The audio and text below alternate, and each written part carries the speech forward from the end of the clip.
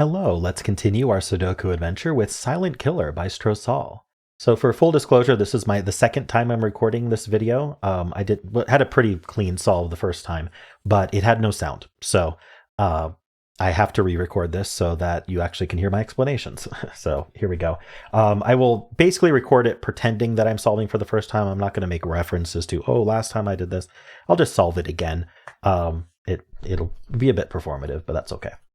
So anyway, let's go over the rules. So we do have normal 6x6 Sudoku rules. So in each row, each column, and each 2x3 box, we are placing the digits 1 to 6 exactly once each. We also have German whisper lines. I specifically picked a puzzle from Strosahl that had German whisper lines because it was one of the options.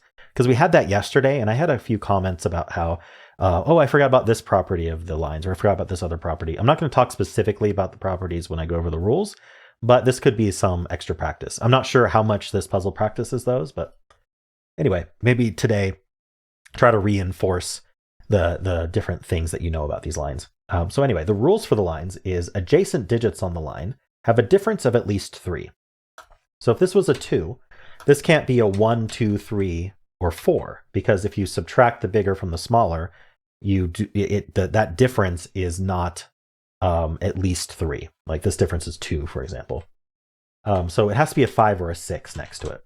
This says difference of 3, this says difference of 4, both of which are both at least 3.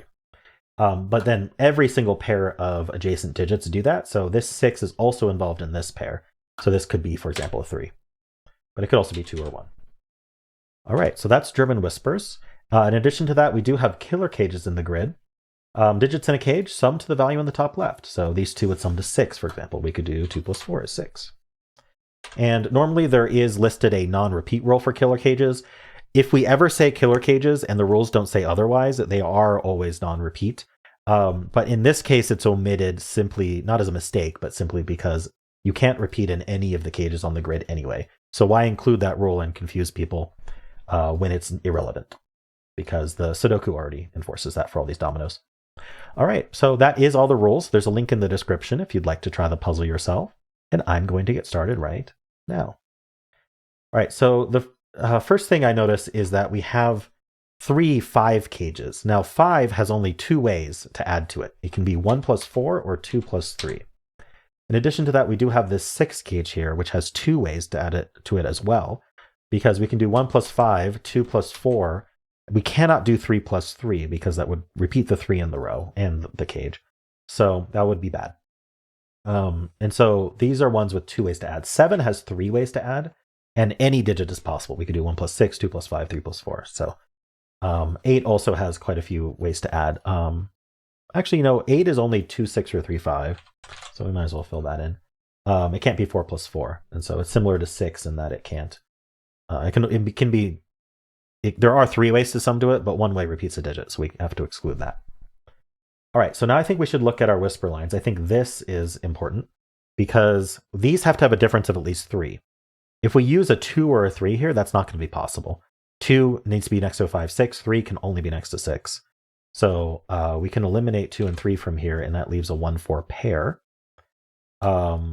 Whether this is 1 or 4, it has to have another 1 or 4 to add to 5. So this has to be 1, 4 pair, and so does this. Okay. So I'm going to talk about low-high switcheroos on German whisper lines. That's one of the properties that's very important to remember. So I don't think I'm going to color this, but we can talk about how if you're in the 1, 2, 3 range, a low digit, then all the digits next to it on the line have to be a high digit. Because from 1, 2, 3, you can't include another 1, 2, or 3. That's too close. So you have to go up to 4, 5, 6. And of course, for 1, you can do all of 4, 5, 6. But for 2, you're limited to 5, 6. And 3, you're limited to 6. But you can sort of generically think of the lines as switching between a low digit and a high digit. Because once you're on the high digit, you have to go back to low. So this is going to be a 1, 4 pair because we have to go low, high, or high, low. We don't know which way it goes yet. I will say that here, 2 and 3 is too close to 1, 4. Because 1 can go with 4, 5, 6. 4 can only go with 1. So actually 4 is not possible here because we can't put a 1 in 8 cage. So that actually proves that this is a 1 because only 1 can go with 4. If this was 4, this would have to be 1. It's the only digit that can go with 4. That's another nice property. 3 can only go with 6, 4 can only go with 1. So this ends up being a 1, so that makes this a 4, that makes this a 1, this a 4. And now we can kind of follow along. This is going to be high, low, high, so this is a low digit, so it can't be 4 or 5, and then that means that this is 1 or 2 in order to add to 6. So this is a high digit, so this is low, this is high, which we kind of already knew from this end, but at least it's consistent. And so this is a low 1, 2, 3, which is going to join a 4, 5, 6 to add to 7. Okay, so this 7 cage is a nice place to look. The first thing we could do is we could say, well, this has to be high. So it's going to be from 4, 5, 6, but 4 is already used. So it's going to be from 5, 6. We could do 5 plus 2. If this is a 6, this would have to be 1 to add to 7. There's already a 1 in the box. So it actually has to be 5, 2. That eliminates the 2 and the 5 from here.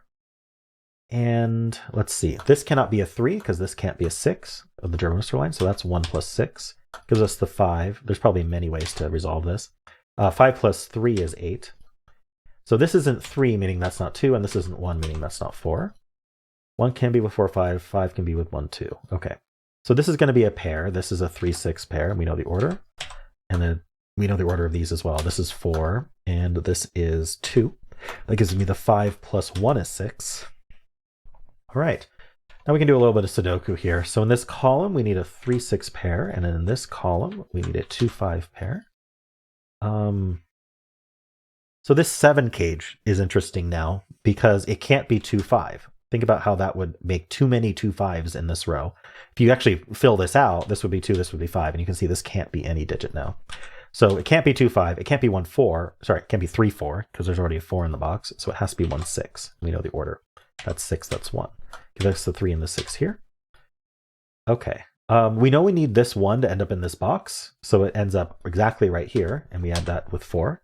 So are all the 5 cages a 1, 4? That's, yeah, we didn't get a single 2, 3, 5 cage. And then the 6 cage is 1, 5, and this 7 cage is 1, 6. This 7 cage is 1, 6. Interesting. Okay, let's fill these out. We need we don't need the 3, so that's the 3 and that's the 2.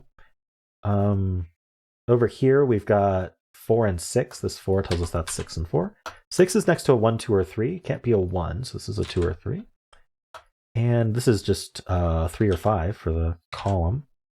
This is 2 or 3 for the column. All right, so let's do these 2 columns here. We need 4, 5. So, okay, this is the 5, this is the 4. 5 has to go with 1 or 2, can't be the 1, so that's our 2. Giving us 5, 3, and 2, giving us 5, 3, and 2. Final digits is 6, and we're done. All right, that was a neat puzzle, Scott. I enjoyed that.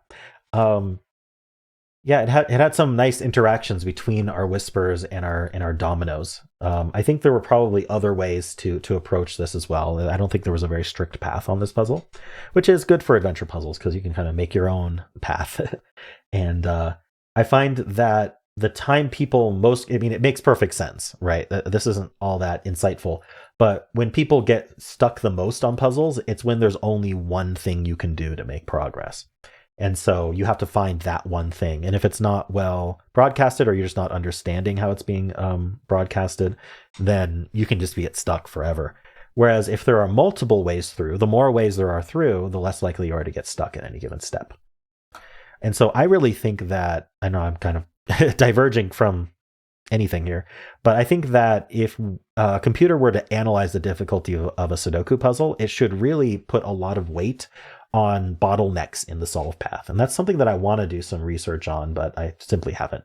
It's on the back burner. There's a lot of things I want to do and no time to do any of them. So, but if anyone else here is like a programmer or interested in that, I'm happy to talk with them about my idea for bottlenecks, if you want to try that out.